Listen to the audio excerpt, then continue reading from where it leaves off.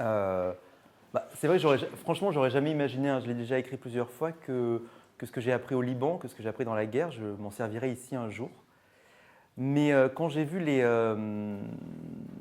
tous les posts sur Facebook des gens qui gentiment se lançaient en ouvrant son cabinet gratuitement à des séances d'hypnose pour les gens qui étaient traumatisés, je me suis dit qu'il était temps de se poser la question de ce qu'était vraiment le trauma, comme on l'entend ici, de ce que c'était, de comment on le gère. Alors effectivement, vous n'aurez ici que ma vision des choses. Alors, avec pas mal d'études, j'ai fait pas mal de recherches depuis que je travaille dessus.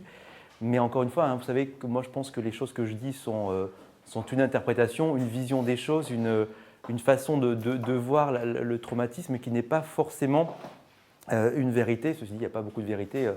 Quand on fait vraiment des recherches sur le trauma, on voit qu'il n'y a pas grand-chose, avec beaucoup d'études sur ce qui est mis en place et qui est toujours sujet à interrogation. Là, je vais vous définir ce que moi j'appelle le trauma, et notamment le trauma de guerre, parce qu'il y a plein de traumas, hein. La psychologie parle de trauma pour plein de choses. Moi, le trauma sur lequel je travaille, en fait, il a quelques bases claires. C'est que c'est un événement où la personne a cru qu'elle allait mourir, donc un événement extrêmement violent, où elle a été témoin de cet événement-là. Donc c'est soit les témoins, soit la personne qui est directement impactée par l'événement. Et il faut trois bases pour que l'événement soit traumatique. Il faut que l'événement soit totalement inattendu, c'est ce qui se passait exactement ce qui s'est passé le 13 novembre. Que la personne ne soit pas préparée à vivre cet événement-là. Et la troisième chose, qu'elle n'a rien pu faire pour l'en empêcher. Ces bases-là sont... alors, on a dans la science, on a deux psys qui sont venus nous rendre visite, qui sont spécialisés aussi, donc qui parleront. On va même essayer de créer un autre atelier spécialement avec elles.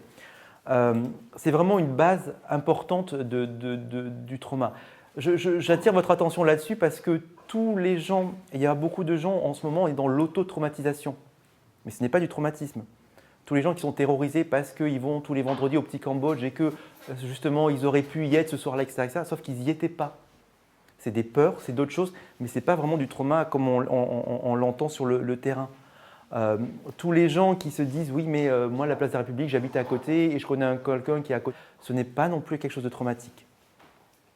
C'est une auto-traumatisation parce que la personne est en train de se raconter une histoire, et vous savez très bien qu'en hypnose, quand même, sur les gens qui se racontent des histoires, c'est quand même notre métier, mais ce n'est pas là-dessus que nous, on va travailler. Et aussi, faites attention que ce n'est pas parce qu'une personne a vécu un événement traumatisant qu'elle est traumatisée pour autant.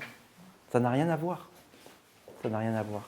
Les dernières études montrent que sur un événement traumatisant, c'est un tiers des gens qui sont traumatisés, pas forcément toute la population. Pour être traumatisé, là c'est pareil, il y a des critères, hein. Le premier, c'est que la personne est dans une terreur et un effroi total. C'est au-delà de la peur, hein. C'est-à-dire qu'à ce moment-là, la personne, il n'y a même plus de peur. C'est au-delà, il n'y a plus de pensée, il n'y a plus de mécanismes qui se mettent en place. Elle est vraiment dans quelque chose de... C'est au-delà. Elle plonge dans un néant, et elle s'y plonge vraiment. Et elle développe un sentiment d'insécurité totale. Totale. Et quand j'emploie ces mots-là, pensez toujours que c'est une sorte de litote de ce que les gens vivent, hein. Et le troisième élément, c'est un immense sentiment d'impuissance. Et c'est ces trois références-là, plus l'événement traumatique, qui vont créer un trauma. Plus tard, vous verrez qu'au fur et à mesure des jours qui vont passer, des semaines, vont arriver aussi un quatrième, histoire de mettre une petite cerise sur le gâteau, c'est le sentiment de culpabilité.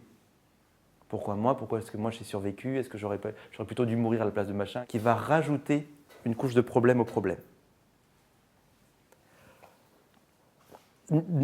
Sentez-vous libre de poser toutes les questions que vous voulez au fur et à mesure qu'il y a un vrai échange si vous avez besoin d'informations là-dessus. Donc on est vraiment sur une population très particulière, celle qui est traumatisée, c'est ça. Encore une fois, c'est pas parce que les gens qui ont été victimes du Bataclan, qui ont vu les morts, ne sont pas automatiquement traumatisés.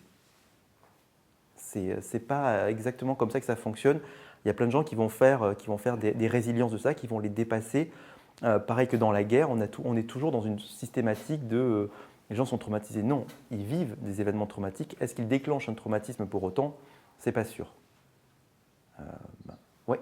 De ce fait, l'effroi innéant, c'est au niveau oculaire, c'est la fixité du regard? Entre autres, ça peut être la fixité du regard, ce qui sera quasiment de la sidération. Ça peut être aussi de l'hystérie. La personne, elle va hurler, elle va être en boucle, elle va même plus. Ça va être de l'obnubilation, pardon, c'est-à-dire qu'elle va se focaliser sur un détail absolument anodin, genre je ne suis pas maquillée pour sortir, ou je suis décoiffée, ou j'ai perdu ma barrette, ou des trucs complètes qui semblent absolus, et elle va répéter ça en boucle, elle va être là-dedans. Ils arrivent, en fait, j'ai l'impression que leur inconscient est tellement traumatisé, apeuré, qu'il a tellement peur que ça descend un grade encore plus au-dessous, quoi. Et là où il n'y a vraiment plus rien, juste de l'effroi total et une sorte de boucle. Pensez toujours, et ça c'est quelque chose d'extrêmement important quand vous traiterez un traumatisme, que le traumatisme, quel que soit le cauchemar a une odeur. Quelle que soit l'horreur, l'horreur a un goût. Et quelle que soit la terreur dans laquelle la terreur va avoir une texture. C'est-à-dire que les gens vont enregistrer le traumatisme de façon totalement kinesthésique. Les visions, ça viendra bien après. Le déclencheur, c'est... et quand on parle avec les pompiers, parce que j'ai fait cet atelier-là à Genève, il y avait des pompiers qui étaient là, ils racontaient qu'effectivement, c'est l'odeur de mort qui les marque en premier, par exemple. C'est une odeur très caractéristique. Dans la guerre, quand la guerre a éclaté au Liban en 2006, la première chose qui m'est venue, c'était l'odeur du sang et des morts qui arrivaient. Plus que les visions des bombes qui tombaient, plus que la fumée, plus que le bruit. Et quand on voit toutes les études qui sont faites sur le... Super ça pour le bruit. Qui sont faites sur le trauma, ils enregistrent ça de façon complètement kinesthésique. En fait, si je résume une personne traumatisée, en fait, elle a vu la mort de près, elle s'est vue morte, et donc elle est morte.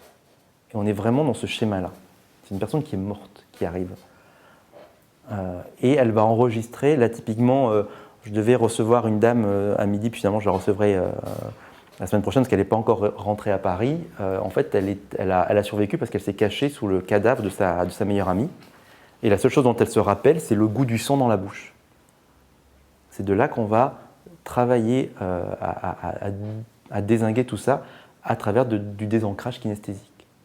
C'est-à-dire que la vision, etc., le bruit va venir après. Ils vont avoir des sensations.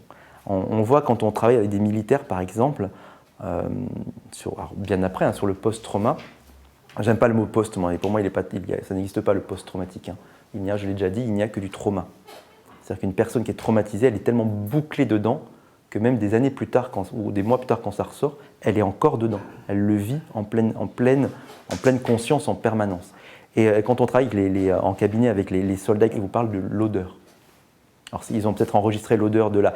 Il y a même des gens, moi j'avais reçu un soldat il n'y a pas si longtemps que ça, qui se lavait tellement parce que l'odeur l'avait imprégné, qu'il avait quasiment plus de peau, tellement il la frottait en permanence avec de la javel et pour enlever l'odeur de la mort qui était arrivée sur lui. Donc on est vraiment dans un enregistrement kinesthésique du traumatisme, plus que visuel, plus qu'auditif. Ça vient après.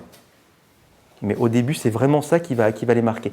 C'est d'autant plus important que c'est là-dessus que nous, on va devoir travailler. Pour moi, il y a 3 étapes dans le trauma. Il y a l'événement traumatique et les toutes premières heures. Ensuite, il y a les semaines qui suivent. Et ensuite, il y a 3-4 mois et il y a le temps après.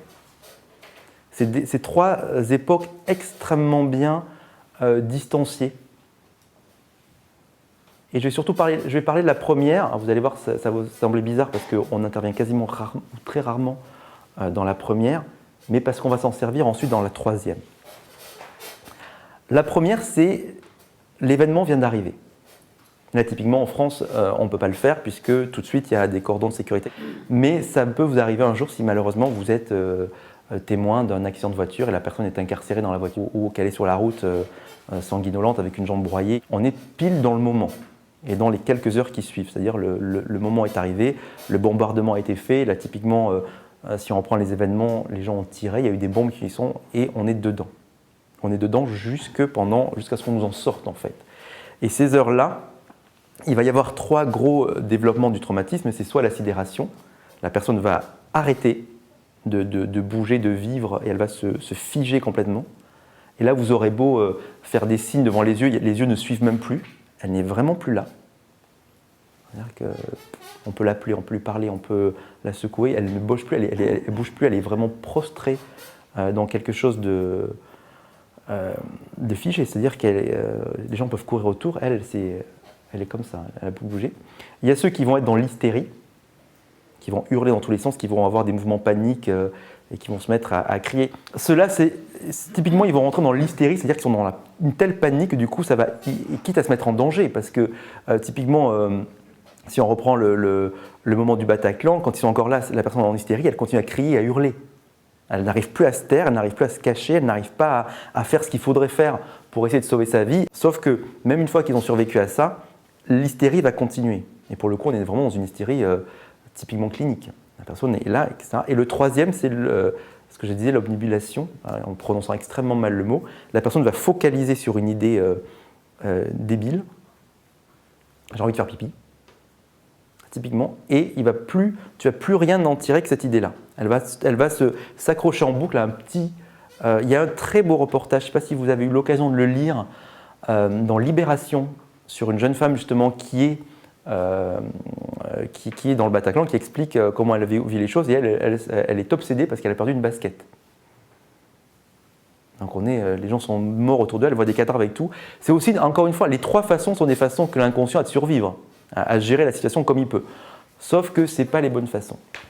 Quand on arrive dans ce cas-là, là, il faut que vous oubliez tout ce que vous avez appris en hypnose, parce qu'on va faire exactement le contraire. C'est-à-dire qu'on se pose en tant que sauveteur. C'est-à-dire qu'il va falloir aller chercher la personne, il va falloir aller lui parler en direct, il va falloir être assez autoritaire, parce qu'il va falloir... Le but, c'est d'aller la chercher où elle est enfermée et de la ramener. Il faut la ramener au conscient. Il faut la ramener pour qu'elle puisse bouger, qu'elle puisse sortir. Typiquement, quand il y a des attentats, quand il y a eu les attentats à Beyrouth, ça permettait, une fois que la personne était revenue, que les pompiers puissent la prendre en compte et l'évacuer. Sinon, pour eux, ils n'arrivent pas à la gérer, quoi. C'est juste, ils n'ont pas cette technique-là. Donc en fait, on va devoir aller la chercher, donc avec beaucoup de contacts kinesthésiques, avec beaucoup de directs. On va les faire revenir. Vous devez revenir. Je sais que vous avez peur. Il va falloir assumer aussi, hein, le côté tout va aller bien. On enlève ça. On n'a pas besoin de la personne, elle sait que tout ne va pas aller. Évidemment, il y a des bombes partout, ça claque dans tous les sens. Probablement. En plus, vous ne savez pas ce qui se passe. Le tout va aller bien. Vous ne savez pas si quelqu'un de sa famille dans les décombres et qu'elle est morte. Non, rien ne va aller bien. Le tout, c'est de la sortir de là. Donc, on va devoir absolument à ce moment-là y aller. Vous avez peur, c'est normal. Mais il faut que vous reveniez, vous n'avez pas le choix. En fait, il faut acculer la personne encore plus loin pour qu'elle soit obligée de revenir. Vous n'avez pas le choix, vous devez revenir. Vous devez revenir. Avec, à mon sens, beaucoup d'ancrage kinesthésique, beaucoup de contact. On va vraiment la toucher, on va créer un rythme avec le contact. Un rythme très clair pour que la personne sente une sorte d'appel de corps. Venez, venez. Par exemple, si la personne est incarcérée dans une voiture, vous allez essayer de prendre la main, ce qui est libre, et vous allez la toucher et créer un rythme. Restez avec moi, venez par là. Je sais que ça fait peur, je sais qu'il y a du bruit, mais venez, venez vers moi. Vous allez aussi travailler non pas une vision périphérique, mais une surfocalisation. Il faut que vous, dans votre ambiance, il faut que vous soyez super clair, super détendu, super solide, pour dire à la personne, moi je gère. Regardez-moi, tout va bien. Dans le regard. Dans la pratique, on va dire qu'elle a raison d'avoir peur, que c'est normal. Mais dans votre fonctionnement interne, et c'est pour ça que je vous amène à la question de est-ce que vous êtes prêt à gérer ça, c'est vraiment, regardez-moi, tout va bien, on va sortir ensemble, on va y aller ensemble, on va y aller pas à pas. Et à partir de là, ça va être extrêmement intéressant puisque on ne va pas faire parler la personne du tout. C'est nous qui allons lui raconter comment elle va sortir de là. Oui. Le rythme, c'est à la fois pour la rattacher à la vie, mais aussi, c'est pas une sorte de transe d'avoir un rythme. Si, clairement. Parce qu'en fait, l'idée de cette transe-là, c'est de couper. Alors, en fait, il faut la focaliser pour qu'elle n'entende que ta voix et qu'elle ne voit que ton regard. En fait, on va travailler à la technique de l'œillère des chevaux. Hein. Il ne faut absolument pas qu'ils voient ce qui se passe à côté. Pour ça, la seule façon, c'est de les faire focaliser sur vous, sur votre voix, sur ce côté puissant, apaisé. Venez. Voilà. Oui, on va créer une transe. Sauf qu'on va devoir créer une transe de mouvement. Parce que l'idée, c'est soit il faut que la personne, on doit la faire attendre parce qu'on ne peut pas l'évacuer tout de suite, soit il va falloir la faire bouger, il va falloir qu'elle avance, qu'elle bouge. Donc là, c'est à nous à vraiment focaliser sur son regard, à focaliser sur ce qu'elle est et lui permettre d'avancer peu à peu. Cette partie-là va être la plus c'est la plus intense des trois. Si la personne est en sidération, qu'elle est prostrée quelque part, tant qu'elle ne peut pas bouger, tant qu'elle ne recommence pas à bouger les yeux, il va falloir que vous lui demandiez de venir vers vous, d'écouter votre voix, de s'accrocher à votre voix et de revenir là. Même si ça lui fait peur, même si elle est terrifiée, elle a raison de ça, mais elle n'a pas le choix. Il faut vraiment que la personne entende qu'elle n'a pas le choix. C'est super important cette notion-là. Je sais que c'est anti-hypnose ericksonienne, tu as le choix, etc. Non, là mon gars, tu n'as pas le choix. Il faut que tu reviennes et il faut que tu avances. Il faut que tu sortes de là et pour ça, je vais te ramener. Encore une fois, dans ce moment-là, on est des sauveteurs. On a une autre façon d'aborder les choses qui va permettre aussi aux gens, quand on est sur le terrain, ça permet aussi aux pompiers de pouvoir les manipuler d'une autre façon. Ils peuvent continuer à faire leur truc technique sans effrayer la personne. Quand quelqu'un est sous les décombres, il va falloir enlever tout ce qui se passe au-dessus pour pouvoir la dégager. Il faut que vous, pendant ce temps-là, c'est vraiment une transe par dissociation. En fait. Vous allez la dissocier de l'endroit pour l'emmener là où vous êtes vous, en fait. D'où l'intérêt de vraiment travailler sur la congruence, de vraiment travailler sur la puissance, de travailler sur « je suis solide » même si la personne pleure, même s'il y a du sang partout, même si vous sentez qu'à côté de vous, les gens s'affolent parce qu'on est en train de la perdre. Vous devez être au clair avec ce que vous êtes en train de faire là, que maintenant, il y a un pas et qu'elle doit venir vers vous en permanence. Donc au niveau de la sidération, ça va être de la ramener, qu'elle recommence à bouger en fait, qu'elle revienne. Le signe, ça va être les yeux qui recommencent à bouger. En général, juste après, il va y avoir une espèce d'effondrement émotionnel. C'est normal. Ok, je sais que c'est compliqué, mais je suis là, on y va, etc. Votre présence, là pour le coup, pareil, ce n'est pas ericksonien, mais on a ultra besoin de la présence de l'autre. On peut pas se défausser, on ne peut pas dire ah, je ne me sens pas bien, on ne peut pas avoir une émotion qui vient, ce n'est pas le moment. Là, on vire tout ça et on s'occupe de l'autre. De la même façon, il va falloir travailler vraiment à créer, il va falloir que votre voix soit suffisamment forte pour couvrir le bruit ambiant. Forte et dirigée, pour le coup. C'est super important que, encore une fois, dans cette étape-là, qui sont les premières heures, les gens n'ont pas besoin du tout d'être entendus, ils ont besoin qu'on les ramène, qu'on les sorte de là, qu'on les emmène vers quelque chose de... Après, il y aura le temps de la parole et tout qui sera très bien, mais sur le coup, quand on est en plein dedans, ils n'ont pas besoin de parler, hein. Il faut juste les emmener. Pour ce qui est de l'hystérie, c'est plus compliqué parce qu'il va falloir l'immobiliser. Il va falloir à un moment donné, la prendre en poids, la coincer contre quelque chose, l'obliger à s'immobiliser pour qu'elle vous regarde, qu'elle vous voie. Et là, de la même façon, il va falloir aller la chercher. Sauf que c'est plus compliqué, il faut plus de muscles parce que la personne est en gigotement en permanence, elle court dans tous les sens, elle hurle. Donc il faut vraiment la prendre et la coller à un moment donné. Et quand vous la collez, il faut vraiment avoir un argument d'autorité. Maintenant, vous ne bougez plus et vous me regardez. Et si elle hurle, il faut hurler plus fort qu'elle, encore une fois, synchronisation, jusqu'à ce qu'elle nous entende et que là, on la redescende. Et là, on va la refaire fixer dans nos yeux et on va devoir vraiment travailler sur une respiration qui se calme, qui s'apaise, qui descend et qui lui permet justement de revenir. Là, je vous le dis en théorie, dans la pratique, ça peut prendre jusqu'à 20 minutes, une demi-heure pour arrêter quelqu'un d'être en hystérie, hein, pour la ramener. Il faut qu'elle revienne à quelque chose de plus normal. On va essayer de créer des ruptures de pattern en permanence, mais il faut la ramener à un truc normal. Donc là, pour le coup, il faut que vous soyez sûr de votre force musculaire parce qu'ils sont dangereux.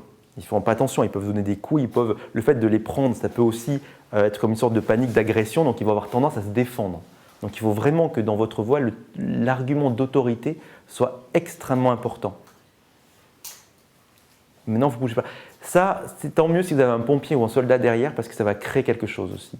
Leur uniforme a une tendance à argument d'autorité à calmer la personne. Mais quand il n'y a pas, il faut gérer, il faut la ramener, la bloquer. Je vous conseille de la bloquer contre un mur, c'est plus simple.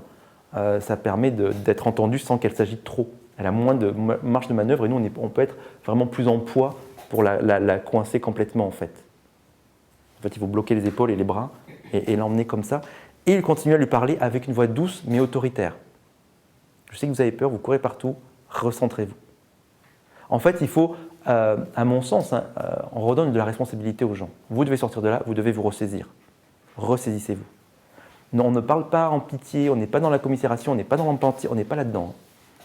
On est dans le sauvetage. Donc, c'est vraiment un ton de ressaisissez-vous, revenez. Vous n'avez pas le choix, il faut que vous reveniez, il faut que vous sortiez de là. Et le troisième, lorsqu'il est obsédé par une pensée récurrente, on va aller dedans et on va travailler sur une autre pensée. On va ramener des suggestions de vie quotidienne là-dedans.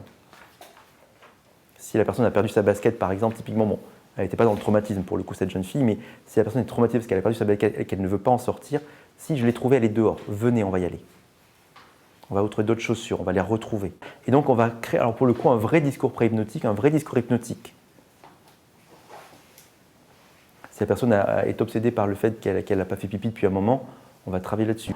Donc il ne va pas falloir comprendre ce mode-là, il va juste falloir mettre des suggestions de vie réelle pour leur donner un semblant de réalité et les ramener à quelque chose. Si la personne elle meurt de soif, ouais, c'est vrai, moi aussi je boirais bien un café, tiens venez, avancez, on va aller chercher un café chaud. Il y a des gens qui nous attendent avec du café ou du thé, qu'est-ce que vous préférez? Moi c'est vrai que là, un bon petit truc dans les mains, ça me conviendrait bien. Et on va rassurer la personne qui est dans l'obsession par des choses du quotidien on va lui parler au quotidien. Encore une fois, synchronisation, hein. On va lui parler comme ça pour la ramener de nouveau. Et l'idée c'est de la faire sortir, de l'occuper. Qu'est-ce que vous aimez vous comme boisson? C'était quoi la bière que vous buviez? Qu'est-ce que vous aimez comme bière? Si la personne est dans cette obsession-là, on va ramener, on va nourrir finalement le truc, mais ça va permettre de ramener la personne à plus de réalité. Encore une fois, hein, dans ces trois cas, l'idée c'est que la personne ne voit que vous. Durant l'événement, durant ces heures-là et même après, il ne faut pas qu'elle voie. Et l'idée, ce qui va être intéressant, c'est que dès le départ, si dès le départ vous commencez à désancrer du kinesthésique, désancrer là où l'enregistrement du trauma s'est fait, que ce soit par l'odeur, que ce soit par le goût, en suggérant d'autres odeurs, en les ancrant, vous savez le principe de l'ancrage, vous ancrez d'autres odeurs jusqu'à ce que, quand elle respire, elle sente une autre odeur, alors là vous avez complètement déjà commencé à désamorcer ce processus-là. Ça ne suffirait pas, mais c'est déjà énorme. C'est-à-dire que la personne sort du trauma sans avoir gardé une odeur principale où elle a chaque fois qu'elle y pense, elle a une odeur qui lui plaît bien. On va travailler ensuite là-dessus sur l'image et sur le son de la même façon, mais d'abord sur l'odeur. C'est super important pour les gens, encore une fois, hein, que vous allez avoir en cabinet, parce que ce qu'on va faire nous, c'est du travail au long cours. Ce n'est pas maintenant. Cette période-là, on n'en a pas besoin. Là, ensuite, ils sont gérés, c'est après. La troisième période qui va être la plus étonnante pour nous, la plus intense, parce que c'est là où les gens vont vraiment s'écrouler. Est-ce que vous avez des questions sur cette période? Ouais. Sur le cas que tu m'as parlé, est-ce que tu as pas le danger d'un ancrage qui soit différent? C'est-à-dire? Si tu dis d'ancrer, au lieu d'avoir l'odeur de la mort, elle a l'odeur de ton parfum, par exemple. Mais il vaut mieux que chaque fois qu'elle pense au Bataclan, elle pense à mon odeur et mon parfum, que l'odeur de la mort et de ce qu'elle a vécu dedans. En fait, il faut couper absolument l'entrée kinesthésique du traumatisme. Est-ce que c'est pas le chemin qui sera dévié, justement? La question, c'est ça. Mais ça ne suffit pas. Il faudra faire tout un travail derrière après. Mais c'est pour qu'elle ne puisse plus, chaque fois qu'elle se projette, qu'elle soit pas. En fait, si tu arrives à faire ça dès le départ, elle ne sera pas dans la peur et elle ne sera pas dans la terreur. Parce que chaque fois qu'elle va penser à ça, hop, et puis en plus, c'est pas comme si elle ne pouvait pas y penser, parce qu'avec tout ce que les médias et tout ça, tout le monde va lui rappeler en permanence. Sauf qu'à chaque fois, ça va. En fait, l'idée, c'est que l'ancrage se fait d'une façon très forte émotionnelle. Si tu arrives à créer un autre ancrage à ce moment-là, ça va l'annuler. Le tien ne servira à rien. C'est comme quand on fait une désactivation d'encre. L'ancrage positif ne sert à rien. Il sera oublié aussi sec quelques temps plus tard, mais ça a permis d'enlever l'émotion négative. Là, de la même façon, l'ancrage kinesthésique doit être suffisamment fort et travaillé pour que l'ancrage qu'elle a commencé à mettre en place, à chaque fois qu'elle pense, par exemple, au sang, au Bataclan, elle ait une autre odeur ou une autre sensation qui vient à ce moment-là. Ça ne suffira pas, encore une fois, hein, c'est vraiment le tout début, c'est pour éviter que ça s'ancre et que ça rentre dans sa chair, en fait. Donc oui, après, encore une fois, vous verrez que les ancrages kinesthésiques vont avoir de toute façon tendance à revenir. Sauf que là, par exemple, si chaque fois que la personne voit la télé et chaque fois qu'elle ouvre son écran, elle voit le Bataclan et qu'elle n'arrive plus à avoir cet accès traumatique, il y aura des terreurs, il y aura des peurs, mais il n'y aura plus de trauma. Encore une fois, l'idée, c'est d'abord d'éviter le trauma et ensuite de gérer tout ce qui va se passer derrière. C'est deux choses différentes, en fait, à ce moment-là. Mais oui, et tu vas éviter ton odeur à toi. Pour le coup, moi quand j'ai vécu ça au Liban, je parlais. C'est mon imaginaire à moi, mais je suis un obsédé de la bouffe. Donc en fait, je parle que des plats libanais. Souvent des odeurs de plats, de la mer, tu vois, des choses qui sont vraiment dans lesquelles elle baigne en permanence, qui sont son quotidien, pour pas que cette autre odeur devienne son quotidien. Après, de toute façon, il faudra désancrer le son. Pour quelqu'un de traumatisé, il faudra désancrer l'image. Aussi, mais ça, ce sera plus tard. Ce n'est pas la première chose qui va venir. L'image ou le son d'une bombe, par exemple, ou des hurlements, ça vient, mais c'est déjà plus loin. Notre premier sens, le plus archaïque, c'est l'olfactif et le gustatif. On est vraiment là. Sauf que souvent, autrement, on n'y pense pas. On pense tout de suite à désancrer l'image ou le son. Sauf que c'est des portes d'entrée mineure. Le traumatisme a vraiment d'abord… et ça, c'est intéressant, je vous conseille, hein, il y a plein de reportages, il y a plein d'études sur Internet. Ceux qui sont intéressés, je pourrais vous donner des listes, mais les recherches sont aussi bien faites par vous-même, de gens qui témoignent, et notamment de soldats qui témoignent de ce qu'ils ont vécu, les traumatiques. Et à chaque fois, l'odeur ou le goût. Le goût, il y a des soldats qui vous racontent que chaque fois qu'ils sont en mission, ils vont vomir tous les jours, parce que le goût du sable, le goût qu'ils engrangent dans le trauma est tellement fort, tellement dégueulasse, qu'ils sont obligés de le vomir en permanence. Sauf que quand ils rentrent à Paris, des mois plus tard, ils continuent à vomir. Le moindre rappel de ça, t'imagines si tu arrives à dégommer ça dès le départ avant qu'ils rentrent, alors tout le travail que tu feras après en séance, en cabinet plus tard, tu n'as déjà pas ça à faire parce que ça n'a pas eu le temps de s'intégrer en fait. Mais encore une fois, j'allais dire une horreur, mais c'est presque du luxe. Quand une personne est traumatisée, d'arriver tout de suite et d'être là à ce moment-là pour enlever ça tout de suite et désancrer ça. On empêche l'inconscient d'aller là-dedans. Et notamment dans nos sociétés où on est surnoyé d'informations, pour les gens qui sont vraiment dans le traumatisme, c'est juste l'horreur. Ils le vivent 24 heures sur 24. Il n'y a rien qui est fait, et en plus ils vont le ressasser. Les journalistes gentiment vont leur demander de le raconter, donc de l'ancrer encore plus. Et en plus avec un truc pervers, et là je viendrai sur la troisième étape, c'est que plus tu l'ancres en parlant comme ça, devant les journalistes, etc., plus tu valorises ton trauma. C'est-à-dire qu'il devient identitaire d'un regard qu'on a sur toi. On a une espèce de bénéfice secondaire complètement tordu qui se met en place là, qui va être très compliqué ensuite à travailler. Hein. Donc tous ces reportages où on a une pauvre personne qui parle d'elle, non, quand on parle, il faut que ce soit avec des psys, il faut que ce soit entraîné dans une cellule psychologique et qu'on ne fait pas parler des gens n'importe où, n'importe comment comme ça. Et encore une fois, ils n'ont pas besoin d'être entendus hein, sur ces premières heures-là. Est-ce que vous êtes prêt à gérer ça aussi? La question se pose vraiment pour vous. Hein. Est-ce que vous êtes prêt à émotionnellement, ceux qui sont dans l'esquive des émotions en général en formation ou qui squeezent des émotions en permanence, est-ce que vous êtes prêt là à aller chercher une personne, à aller vivre? Parce qu'une régression dissociée, ça n'existe pas. Dès que la personne va rentrer dans une émotion, elle va s'associer complètement dessus.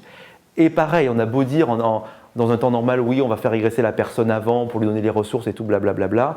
C'est bien joli. Dans l'histoire du trauma, la personne, elle va faire quoi? L'inconscient, il va aller pile poil là où il y a le problème. Donc il va falloir agir finalement comme dans la première phase, sidération. Exactement. Sauf que là, ça va être en cabinet, qui va le revivre, et que là, tout dépend de vous. C'est une grosse responsabilité cette période-là, parce que si vous ne vous sentez pas en état de gérer la personne émotionnellement, de la prendre en compte, de traverser ses pleurs et de la faire avancer, et si vous dites « Ah mais non, finalement, je ne sais pas comment faire, ou je ne suis pas à l'aise avec ça, ou je ne peux pas lui hurler dessus à ce moment-là pour l'obliger à avancer et la gérer si elle fait une crise de panique », c'est compliqué. Posez-vous la question sur quelle est votre capacité. Encore une fois, tous les gens qui ont vécu cet événement-là ne sont pas traumatisés. Je veux dire, c'est pour leur permettre de dépasser tout ça, il faut vraiment leur faire revivre le truc. Je ne dis pas ça du tout, mais il est très possible que les gens veuillent le revivre, ou de toute façon leur inconscient est tellement obsédé par ça que de toute façon, ils risquent de faire une régression spontanée. Sauf qu'une fois qu'il est dans la régression spontanée, il faut l'assumer. Tant mieux, ça se fait pas. Moi, je trouve dans ce genre de séance-là, une bonne récap peut être super utile. Parce qu'on ne va pas travailler du tout sur le contenu, on ne va pas travailler sur la forme, on va travailler vraiment sur le fait d'évacuer des choses. Sauf que même dans une récap, quelqu'un traumatisé peut plonger dans la régression en associé, et il va falloir aller le chercher, il va falloir le sortir de là avant de continuer le boulot. Donc si on maîtrise, alors après on peut toujours maîtriser, empêcher la personne d'y aller, hein. C'est aussi très bien de permettre ça, mais pensez que c'est très possible qu'à la moindre au moindre relâchement d'attention du thérapeute, il y aille. Là, au moins, les demandes que j'ai en ce moment, c'est des gens qui veulent le vivre. Ils veulent traverser ça parce qu'ils se disent « Ok, au moins comme ça, je vais le vivre une bonne fois, je vais m'en souvenir, je vais voir tout ce qui s'est passé et je vais pouvoir m'en libérer. » Déjà, à mon sens, on n'est déjà plus vraiment dans le traumatisme. On est déjà dans quelqu'un qui fait une proaction pour s'en sortir et qui a une volonté de dépasser sa peur. Donc à mon sens, ce n'est pas des gens qui sont… Oui. Comment tu fais la différence entre quelqu'un qui est en proaction par rapport à ça, qui veut dépasser sa peur, et quelqu'un qui est dans l'idée de nourrir le trauma et d'être plus dans un bénéfice solidaire Ceux qui veulent le dépasser te le demandent. Tu dis, je veux vivre ça pour m'en débarrasser. Je veux l'affronter, je veux le voir. Voilà. Je ne peux pas rester avec un truc dans ma tête qui est une sorte de blackout que je n'ai pas vu.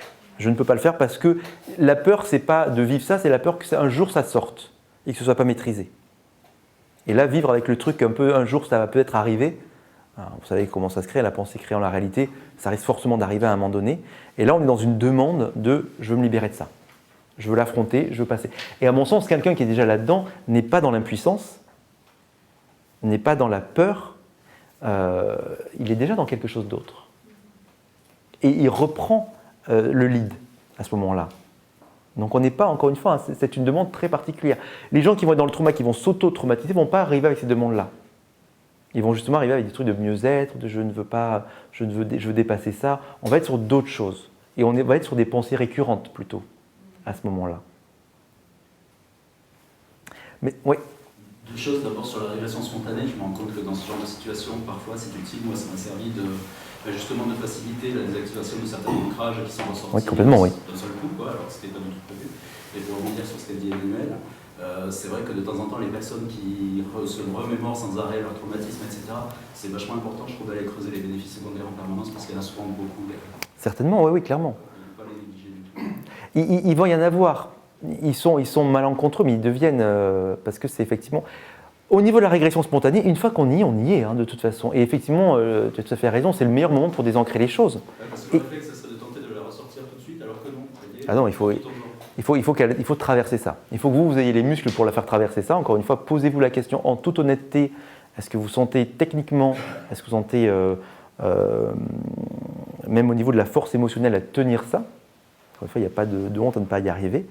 Parce qu'une fois qu'on est dedans, on est dedans. Et effectivement, et à partir de ce moment-là, il va falloir suggérer d'autres choses. C'est-à-dire que la personne, encore une fois, même si c'est une régression associée, dedans, elle doit trouver des solutions. Elle doit avoir un autre point de vue sur les choses. Ne serait-ce que le fait qu'elle a survécu. C'est-à-dire, c'est presque ressusciter la personne d'une certaine façon. Elle est là, elle a survécu, elle a traversé ça. Si elle prend conscience de ça, il y a déjà une chance que le trauma disparaisse, s'évapore de plus en plus. Donc cette période-là va être extrêmement importante parce que ça va permettre à la personne de…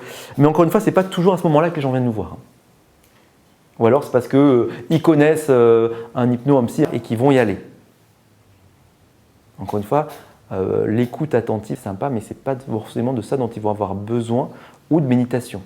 Et effectivement, derrière ça, c'est qu'il faut absolument que les gens puissent redormir parce que le fait de ne pas dormir épuisant la personne épuise aussi et exacerbe la partie émotionnelle et donc la rend plus fragile. Mais le sommeil arrive, dans un traumatisé, arrive vachement en retard quand même.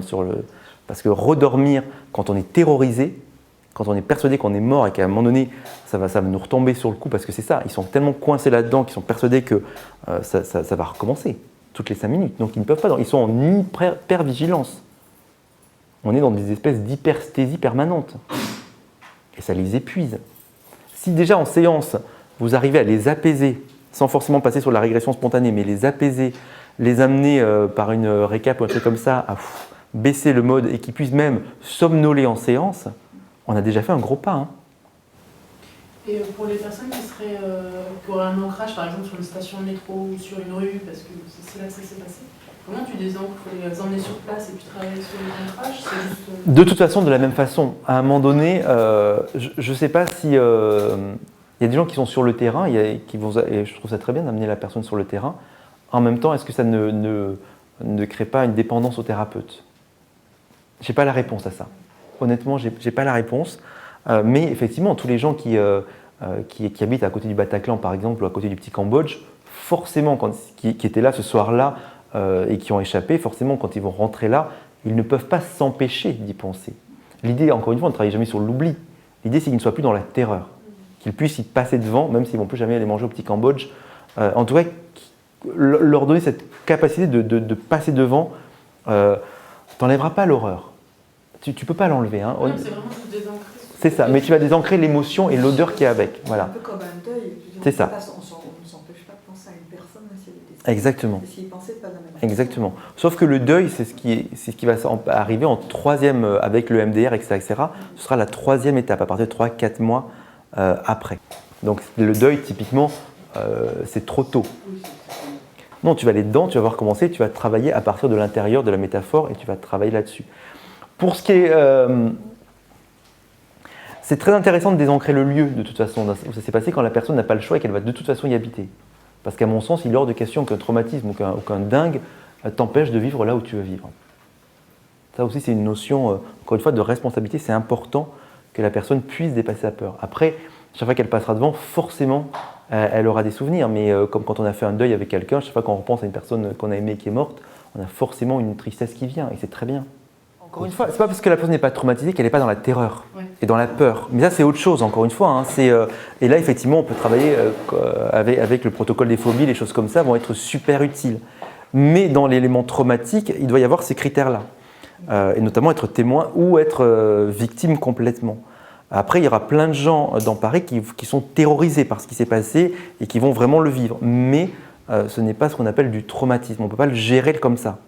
Je fais la différence pour ceux qui vont recevoir des gens en séance pour savoir les gens qui ont été traumatisés, parce que si tous les gens qui ont peur viennent bénévolement dans vos séances, vous allez fondre le plomb très rapidement.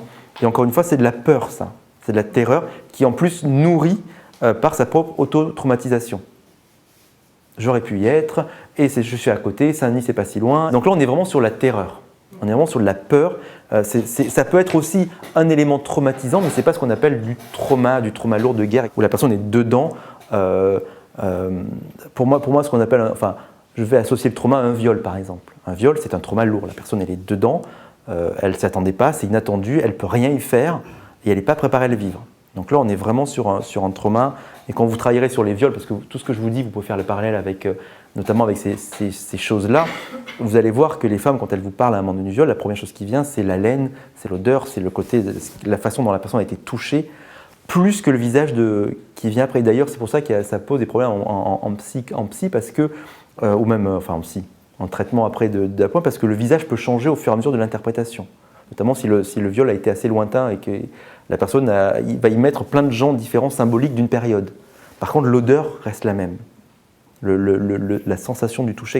L'odeur, ils vont avoir le détail de la terre sur laquelle ils ont été jetés, du froid, ou d'avoir très froid dans la cave dans laquelle ils ont été mis. Enfin, là, on est vraiment dans un truc traumatique. On aura aussi des ancrages visuels forts. Je ne dis pas qu'il n'y a que de l'ancrage kinesthésique. Je dis que c'est le premier accès. Et ensuite, les autres vont se greffer allègrement dessus, parce que quand on est dans le trauma quel que soit, un événement traumatique est toujours extrêmement bruyant. C'est rare que ce soit dans le silence absolu, où il va être très visuel. Encore une fois, je schématise pour qu'on puisse avancer là-dessus et vous permettre d'aller vraiment au-delà même de tout ça. Est-ce que cette première partie est claire pour vous ?